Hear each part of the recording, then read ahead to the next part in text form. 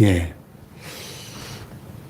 알페의 아들 레위, 마태죠, 마태. 마태복음을 기록한 저자, 예수님의 12제자 중에 하나인 레위 마태를 부르시는 장면입니다. 이 레위 마태를 부르시는 장면에서 우리가 몇 가지 큰 영감과 통찰을 얻게 되죠. 첫째로 레위의 직업입니다. 그의 직업이 세관에 앉아 있는 것을 보시고 그랬거든요. 세관, 세금 걷는 세리였다는 거죠.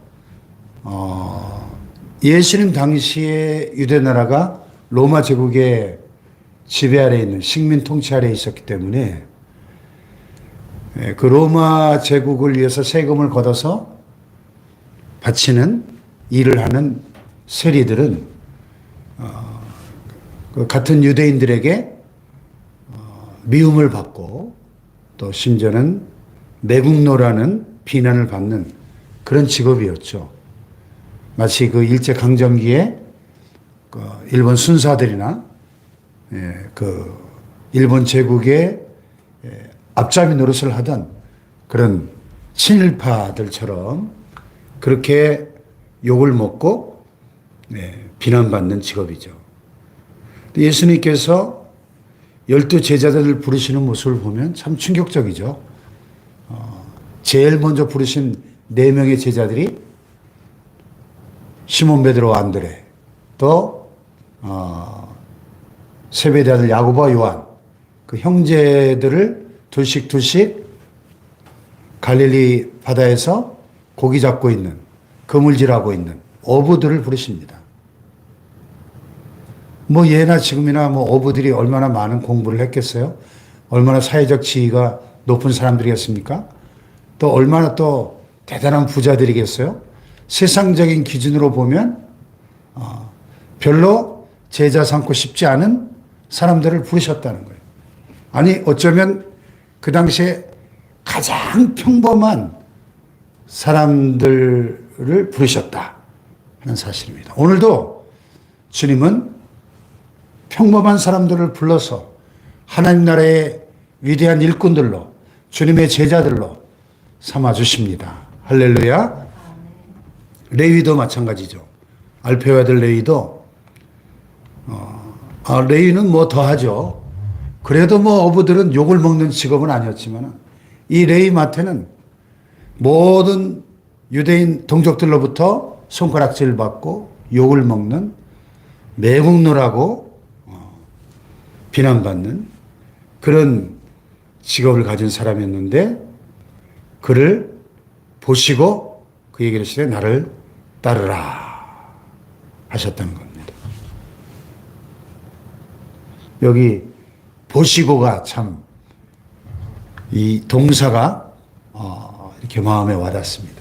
예수께서 레위가 세관에 앉아 있는 것을 보시고 주님은 오늘도 주님이 필요한 그 영혼들을 보십니다. 그리고 주님이 부르셔서 제자 삼아야 될 그 영혼들을 보십니다. 그리고 보실 뿐만 아니라 나를 따르라 부르십니다. 보시고 부르시는 주님. 그 주님의 부르심 앞에 참 놀라운 것은 이 제자들이 한결같이 주님이 부르실 때 주님 왜 저를 부르시죠? 생각할 시간을 주세요. 따지지 않고 묻지 않고 일어나 따랐다는 거예요. 즉시로. 아니 그 세관에 앉아서 세금 걷는 그 세리의 직업이 욕은 먹어도 수입이 짭짤하고 아니 자기의 밥줄이잖아요. 그런데 그걸 내려놓고 주님을 따르는 거예요. 베드로와 안드레도 그랬고 야고보와 요한도 그랬고 생계의 유일한 수단인 배와 그물을 버려두고 심지어는 아버지를 버려두고 주님을 따랐다는 겁니다. 주님이 부르실 때 즉각적으로 순종하며 따르는 이러한 믿음과 순종의 사람들을 통하여 오늘도 주님의 나라는 땅끝까지 전파가 되어지는 것이죠. 할렐루야. 네. 여기 생명의 삶 뒷부분에 불호교에 가서 보니까 패트릭 선교사님의 그 스토리가 나와 있어서 조금 전에 쭉 한번 읽어보니까 참 감동적입니다. 생명사 맨 뒤에 그 박형진이라고 하는 박형진 횃불 트리니티 신학대학원 선교학 교수님이 쓰신 패트릭 선교사, 유럽 복음화의 선구자였는데 원래 이 패트릭은 지금의 영국이 로마 제국의 영토에 속해 있던 시대 브리튼족 출신인데 그 영국 지도를 보면 조그만 아일랜드라는 조그만 섬 있잖아요. 그 아일랜드가 그 당시에 아주 미개한 그 해적들이 살고 있던 거기서 그들이 자주 영국이나 스코틀랜드 해안에 침입해 들어와서 약탈하고 사람들을 잡아가는 그런 일들이 있었는데 그때 패트릭도 그 해적들에 의해서 납치되어 간 그 잡혀가면 노예로 살잖아요. 6년 동안 거기서 노예로 죽을 고생을 하며 그 아일랜드 바닷가에서 자기 고향 있는 쪽을 바라보면서 6년 동안 노예로 초원에서 양을 치면서 밤마다 하늘을 보면서 고향으로 돌아가게 해달라고 하나님께 기도했다는 거예요. 그런데 그 기도가 응답이 돼서 꿈에 하나님의 특별하신 인도하심을 받아가지고 아주 극적으로 아일랜드를 탈출해서 자기 고향 영국으로 돌아옵니다. 살아계신 하나님을 체험한 패트릭이 자기의 삶을 하나님께 바치기로 헌신하고 어느 날 밤 환상을 보는 거예요. 자기를 노예로 삼았던 그 아일랜드 땅에서 빅터라고 하는 한 소년이 자기에게 간청하는 거예요. 거룩한 소년 패트릭, 이리로 다시 와서 우리와 같이 지내다오. 마치 그 사도행전에 사도 바울이 그 마게도냐 사람의 환상을 보고 유럽 대륙으로 배를 타고 건너간 것처럼 그가 하나님의 부르심인 것을 깨닫고 자기를 노예 삼았던 그 땅으로 다시 건너가서 이제는 노예로 사로잡혀 온 것이 아니라 하나님의 비전에 사로잡힌 사도로서 그 땅에 가서 복음을 전하면서 6년 동안 아일랜드에 자기가 노예로 살아봤기 때문에 아일랜드의 언어와 삶에 대해서 잘 알 거 아니에요. 그래서 효과적인 선교를 할 수 있었고 그 당시의 사람들에게 아주 미개한 땅으로 알려졌던 그 아일랜드가 복음화되는 초석이 되었고 그래서 이 복음이 이 아일랜드에서 또 이 유럽 심장부까지 널리 전파되는 유럽 복음화의 선구자가 되었다는 거예요. 보십시오. 하나님이 사람을 부르시고 쓰시는 방법을 보면 우리 인간의 평범한 상식을 뛰어넘는 하나님의 부르심과 일하시는 방식을 보게 되는 거죠. 그 노예로 붙잡혀간 소년에게 무슨 희망이 있겠어요? 그런데 그 소년에게 고향에 대한 소원을 주시고 그 간절한 부르짖음을 들으시고 그를 다시 고향으로 돌아가게 하실 뿐만 아니라 그 아일랜드 소년의 환상을 보게 하시고 그 부르심에 응답하게 하시고 다시 건너가게 하셔서 유럽 복음화의 선구자로 쓰셨다는 거예요. 그러니까 그렇게 쓰시기 위해서 포로로 끌려가서 노예로 6년 동안 아일랜드 땅에서 선교사 훈련을 시키신 거죠. 언어와 문화의 훈련을. 예. 하나님의 일하시는 방식이에요. 모세가 그랬고 요셉이 그랬죠. 미리 그 고난과 연단의 훈련 기간들을 통해서 준비시키시고 하나님의 때가 차면 하나님 쓰시죠. 오늘 우리도 동일하게 이 어쩌면 이 레위 마태가 세리로서 오랫동안 그 동족들에게 욕을 얻어먹으면서 그 일을 했던 그 기간들도 주님의 제자로서 부름받아 주님께 쓰임받고 나중에 마태복음이라고 하는 유대인들을 위한 위대한 복음서를 기록하게 하시기 위한 하나님의 그런 선행적인 훈련 기간이었다. 이렇게 볼 수 있는 거죠. 예, 마태복음이 특별히 유대인들을 위한 복음서죠. 이 마가복음은 헬라인들을 위해서 기록된 복음으로 알려져 있고요. 그래서 신약의 첫 번째 책인 위대한 복음서 마태복음에서 왕이신 예수 그리스도, 유대인의 왕이실 뿐만 아니라 온 인류의 만왕의 왕 되신 예수 그리스도의 그 영광스러운 생애와 그 행적을 기록한 마태복음의 저자가 되었다. 겁니다. 자, 여기 15절에 보면 마태가 그의 이 세리로서의 직업을 포기하고 주님의 제자로서의 그 삶을 시작하는 그 결단을 보게 돼요. 그의 집에 앉아 잡수실 때 많은 세리와 죄인들이 예수와 그의 제자들과 함께 앉았다 그랬어요. 지금 예수님을 초청하고 자기 집에 초청해서 잔치를 벌이는데 자기가 원래 세리였으니까 친구도 다 세리들 아니었겠어요? 많은 세리와 죄인들이. 당시에 세리와 창녀들은 죄인들의 대명사였거든요. 그것은 그가 이제는 이 세리라고 하는 이 이전의 삶을 포기하고 예수님의 제자로서의 새 삶을 살겠다고 하는 그런 결단을 보여주는 그런 잔치인 것이죠.